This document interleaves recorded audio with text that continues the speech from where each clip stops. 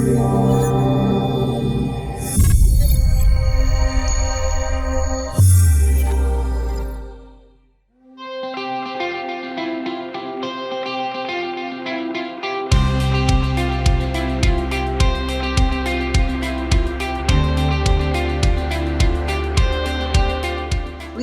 Dawson here. How are you? Oh, I'm awesome, Anya. How are you? Thank you. Thank you. So amazing to have you here.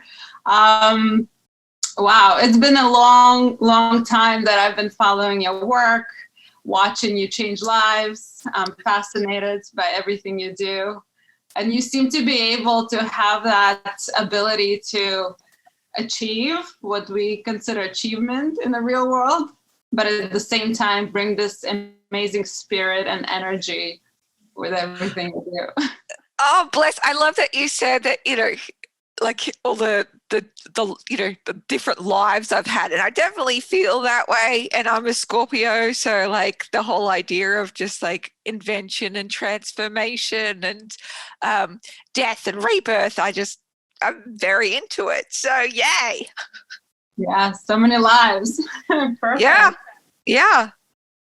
So today's a little different, I think, from usually the interviews that you do are more business related because you're a business expert. You're also a personal development expert. But I love that because I love to pick your brain. I love to work with experts in personal development field. I'm a holistic physician. So I look at, oh, sorry, something's happening here. Let me turn this off. I'm still on. Okay, good. Technology. Because I work with people on their health issues, but a little differently from a more holistic point of view, where I see a 360-degree on health, where psychology and mindset and all the areas of our life influence our health. It's not just the physical. Yes, we are physical beings, and there's a lot that we do physically and a lot that I work on physically with my patients, but there's so much more to our health and wellness. From your work that you've been doing with people, in personal development and kind of soul-based businesses, what have you seen when people start really going into that soul work and really taking care of their passion? Have you seen any way that people have healed physically in certain level or anything about their health changed? Sure. Well, for me, like I'm always telling my clients that like the only thing that's going to determine your success is like these like couple of inches between your ears. Like when you can get your mindset right, everything else flows and follows from there. So all you need to do really is just tend to this little part in order for you to be able to align your actions with your intentions and really move in the direction of where you want to be. For me, like I don't really have like miraculous healing stories per se. For me, it's more just about like continuing to turn up anyway, even when things are challenging in our bodies, and being able, like, healing them with every different modality under the sun is, like we've got so many tools available to us, which is such a miracle, and continuing to create our miracles anyway. Exactly. Yeah. And what are some of your favorite tools? If you would suggest some healing modalities or tools that have been successful maybe for you or your family or friends? Oh, sure. I mean, acupuncture would probably be like I just think that stuff is like magical, powerful. So I had hyperemesis gravidarum with in both my pregnancies, but more severely in my second pregnancy. And I was seeing an acupuncturist daily for parts of it to try and help me get through. And that was really, really useful. And in fact, I got my acupuncturist to come to the birth as well and be an acupuncturist doula, which was amazing. Yes. So, like I had her like working on my toes while I was in labor and helping baby position quickly and for it to be just as, you know, less painful and, you know, a faster birth. So, totally recommend that experience. That was great. I did not think of that. Yeah. I had two births and I used acupuncture in pregnancy, but I did not think of using one during. Wow. So, It was awesome, and it also was really useful because I, you know, it was the same acupuncturist that I'd used during the whole pregnancy. She knew what had been going through, and she was a beautiful friend and support. Anyway, she's just an amazing human, and I said to her at some point, like, do you do any doularing? And she's like, of course I do. And I do acupuncture doularing. And I was like, bring yourself to me. And it was where I gave birth was a midwife run birth center. And it was phenomenal. And they were very used to her coming in. They're like, oh, you've got Kelly coming in. That's amazing. Like, that's going to be so helpful if you've got an acupuncturist doula here. Like, that'd be brilliant. So those kinds of experiences are just beautiful. So acupuncture has a very near and dear part of my heart, I think. And then, of course, you know, like intuitive healing, kinesiology, and therapy is so important for me to keep these 2 inches trying to do its job. exactly. My goodness, there's so much in our mindset that unfortunately regular Western medicine just doesn't address, which I see on a daily basis. And it splits up, you know, people into therapy. You work on your mindset in therapy, and then you work on your body with a doctor.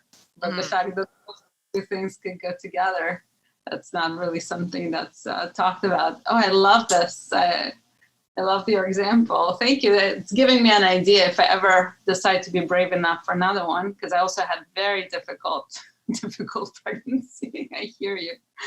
Yeah. Oh my. I love when there's people that are just like, oh yeah, like pregnancy, birth, like just so easy. I'm like, good for you, babes. I'm so glad. That's great. I'm so happy for you. Some of my friends are like, I didn't even feel I had a baby. I just felt the belly growing. Everything else was the same. I'm like, I don't hate you really, but yeah. Like, how could you not feel like everything? exactly. Beautiful. And after you just mentioned you had difficult pregnancy, and unfortunately, you know, some women after pregnancy experience a lot of anxiety as well. And there's some there's some physiologic issues with that, because baby just takes so much of our nutrients and vitamins and everything out of us that there's a lot of physiological connection to that. But there's also a lot of changes that are happening. I saw a couple of your videos that you talk about anxiety. Can you talk a little bit more about it and, you know, how you deal with it in your own life? Sure. So for me, like, you know, postnatal depression and anxiety are absolutely like, it's like, oh, I'm going to have a baby. That's going to happen. Like, well, you know, I know that now. I didn't know that the first time round. And even antenatal, like as soon as I'm pregnant, basically, those hormones have taken control and I am not really in the picture. And like, I also look at my family tree and I remember going through it with a, you know, like a holistic naturopath and looking at my family tree. And for me, my people live a really long time. They don't have necessarily any genetic physical health conditions, but mental health conditions. Hey, like, whoa, like the whole tree is just aflame with mental health conditions. So, you know, we'll live into our 90s, but we will be kind of crazy that whole time, like live the dream. So that's fine. It's like, I remember the naturopath going, wow, okay, so you are very predisposed to mental health conditions. Like this is what we're working with your genes. So that's just been, you know, useful for me to keep in mind. It's now, like, when I had my second daughter, I already knew, like, first time round, it was a absolute shit show. Let's be real here. It was a shit show. And so I need to factor that in, that my mental health just absolutely plummets, and, depression and anxiety are pretty rife for me in those postnatal months and years, basically. And so for me, it's really a factor of, kind of complementary medicine plus Western medicine plus therapy plus self-care boundaries of what I can do, what I can't do, everything. Like, I just had a long list of, like, this is how we're going to stop Leonie from going bonkers this time. How did that work? Decently well. Second time round, I was like, oh, I know what this is. Okay, right. This is what we need to do. So because I'd had such a difficult time first time round, I was very, very reticent to go back and have another one. And so for years I was convinced I'm not having another one. And my husband would have preferred to have another one, but he completely supported and respected my decision. He's like, I can't carry this baby for you and I can't breastfeed it. So I'm going to have to, yeah. like, honor your decision that you can't carry another baby. And then our second daughter came and visited me in a dream and was like, you're my mom. And I was like, no. And she was like, no, you are, babes. Like, totes, and it's going to be great. And I was like, oh, okay. So I woke my husband up and I was like, our second child has come to visit me. And he's like, oh my God, are you kidding me? Right. Okay then. But before I got pregnant, like, I wrote a long list of all the things I was going to do differently in order to look after my mental health and my physical health in pregnancy and after pregnancy. And I presented it to my husband and I said, I will have this second baby as long as we follow these specific rules. And one of those rules I remember is I wanted to go back to work within 2 weeks of having the baby. And by work, like, I only work 10 hours a week and I work from home anyway. Like, it's my own company. I can choose whatever I want to do. But for me, I love working and I love the chance just to come into my office and create and connect with myself. And so by saying, like, I only want to do 2 weeks, like, fully immersed, and then I want to take like an hour or 2 a day to piss off and go hide in my office, that was really useful for me. And I also wanted to give myself the option of not breastfeeding if I needed to, because I get chronic recurring mastitis, and my bones also dislocate when I breastfeed because I'm hypermobile, and so it's just too much flexible hormone surging through my system. Yeah. So I need to really need to create a plan of how I was going to do pregnancy and baby care with my health conditions. Beautiful. I love that you created a structure around it. You kind of thought it through beforehand. You already knew your experience and you kind of set the boundaries around your needs, what you really needed and how you needed to take care of yourself.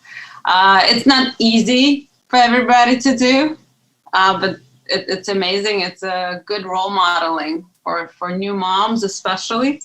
Those who don't realize how much work it is, please pay attention and take notes to how to prepare yourself to really keep your emotions on par.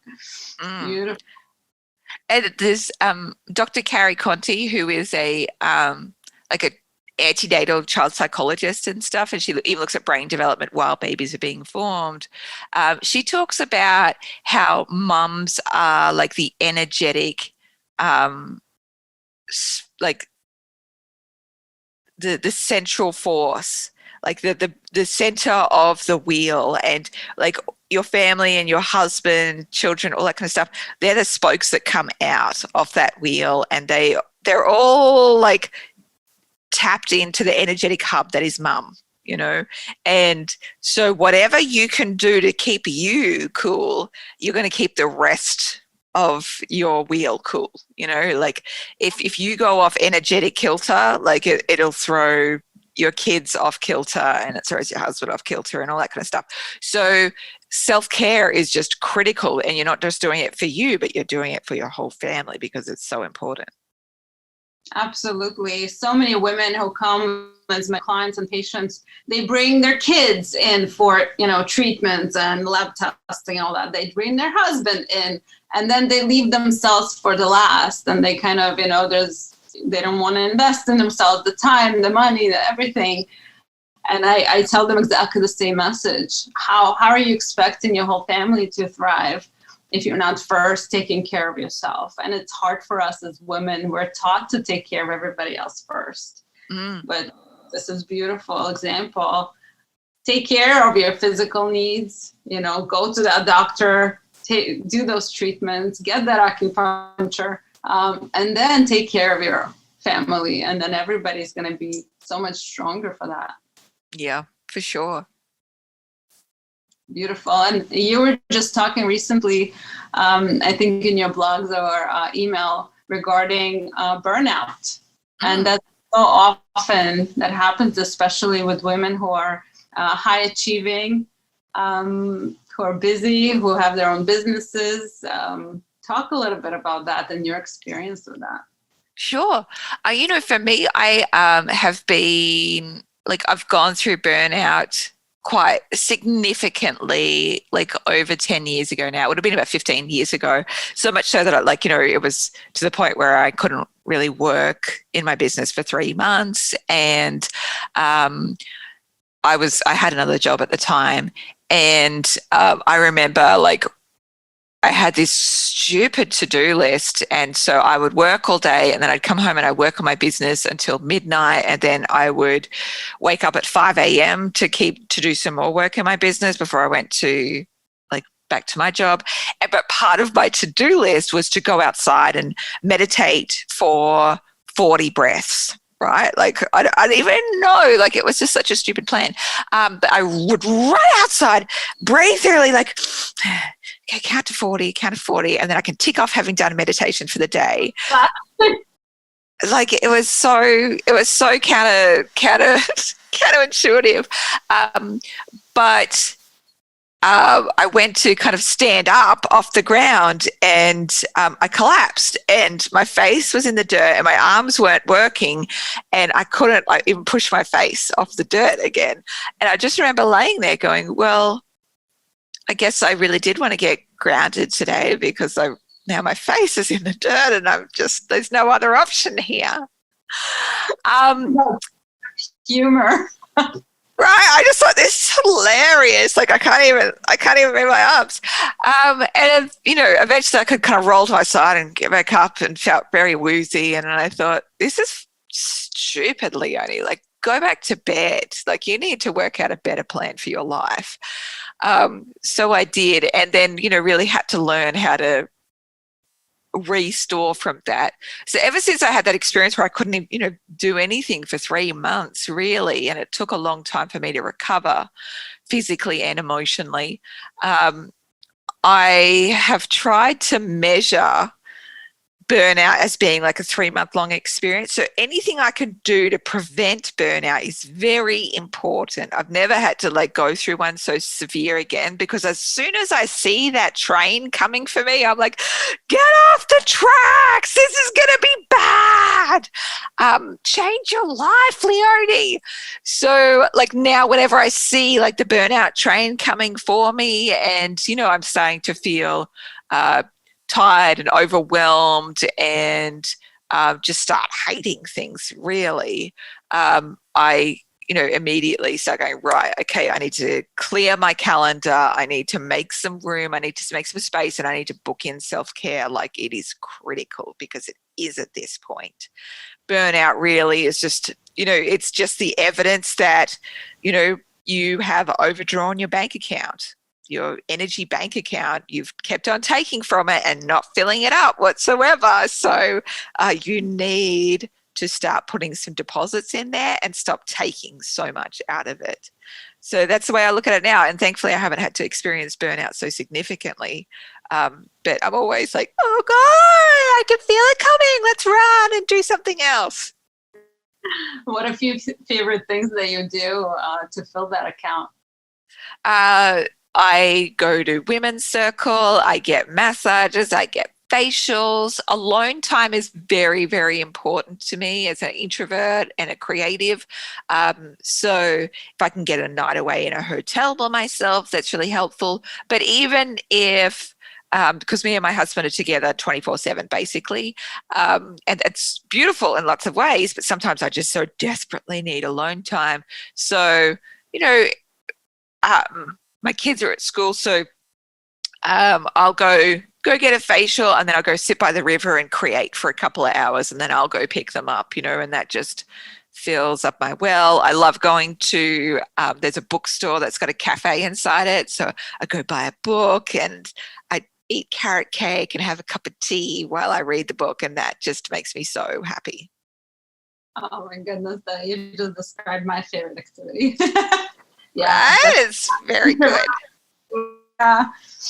Books and bookstores are just amazing. Tickety boo. Yeah.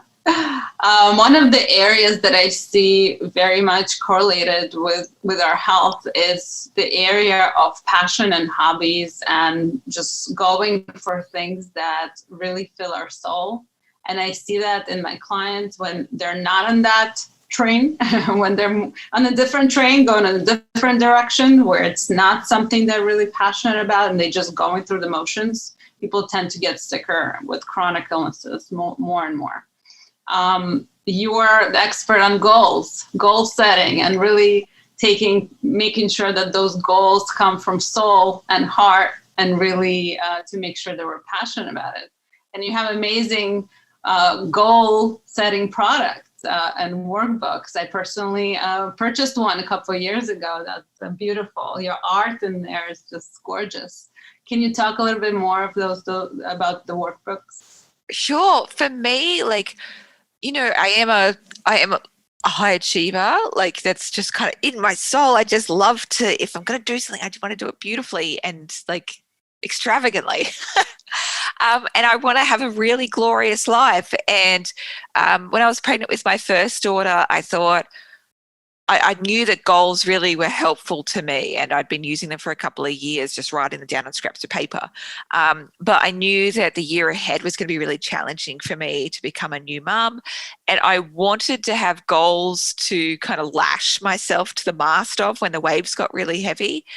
And when I was looking around, if there was any products to help me set my goals, there really wasn't anything out there.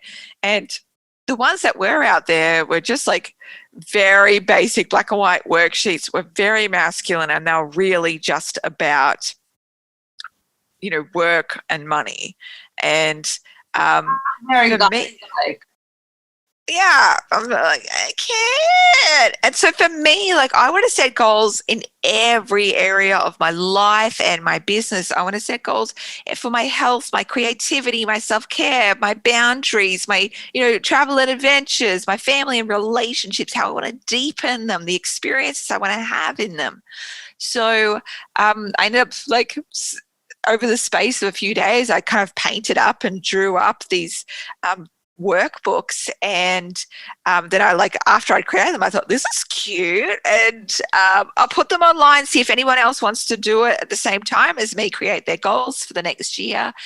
And they ended up just being insanely popular. They're now used by over 400,000 people worldwide, and I think it's because there's so many women and and men out there that want to set their goals in a way that feels luscious to them and is able to set goals in every area of their life and their business and be led through that process in a really inspiring way.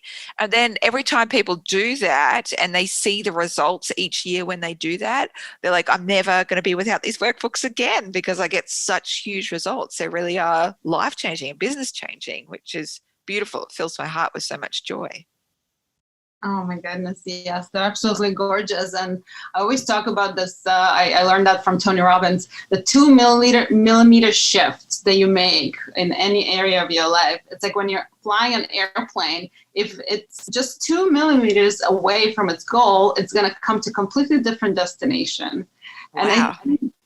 it's very powerful analogy. So it doesn't have to be a huge change, but when we really take the time, at least once a year, I suggest to my clients a lot more often, once a month even, to set those goals and to really connect with yourself. Am I on the right track? Am I doing in my life what really fulfills me? And just small little changes over time, they add up and they take us into the direction that we want to go in. Yeah. So absolutely love your products and love your work, and I appreciate your time. Thank you, Anya. How can people find you and anything else you'd like to add? Oh, sure. You can find me at leoniedawson.com, and the books are at goalgetterbooks.com. And I am on social media, but don't bother start like finding me on social media because you've clicked like on 1 billion people at this point, and you probably don't see their stuff anymore because social media is a crap way of keeping in contact with people. So just make sure you sign up for my love letter list, and I give away so much free shit. Even if you just go to my website and then click on the free shit page, I just have so much free shit there that you can get. And I love sending free goodies to people to help them with their life and their business. Love it. Love it. Perfect. Everybody go to Leonie's website and sign up. Thank you so much for your time. Oh, thank you, Anya. Hope we could do it again soon. Blessings, blessings. Bye.